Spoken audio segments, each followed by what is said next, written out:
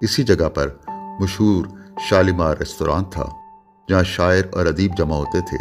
یہیں ایک بار اردو کے بے مثل نظم گو شاعر اختر حسین جعفری سے میری طویل ملاقات ہوئی تھی۔ اردو ادب میں ان کے شعری مجموعے آئینہ خانہ کی خاص اہمیت ہے۔ پوسٹ آفس کی عمارت کے بالکل سامنے شیزان ریستوران تھا۔ یہ راولپنڈی کا بہت ہی خوبصورت ریستوران تھا جو کافی کے لیے مشہور تھا۔ مجھے یاد ہے ایک بار ہم شیزان میں کافی پی رہے تھے۔ معروف مرثیہ خاں مرحوم ناصر جہاں بھی شریک محفل تھے۔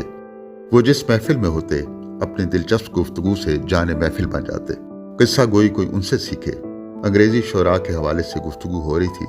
جب میٹا فزیکل شاعر ڈن کا ذکر آیا تو کہنے لگے بھئی ہم ڈن کو ڈنی پڑھا کرتے تھے۔ پھر خود ہی کہکا لگایا اور کہنے لگے یہی فرق ہوتا ہے پرائیویٹ اور ریگولر اسٹوڈنٹ میں۔ اب نہ وہ شیزان کا شجر رہا اور نہ اس شجر پر بیٹھنے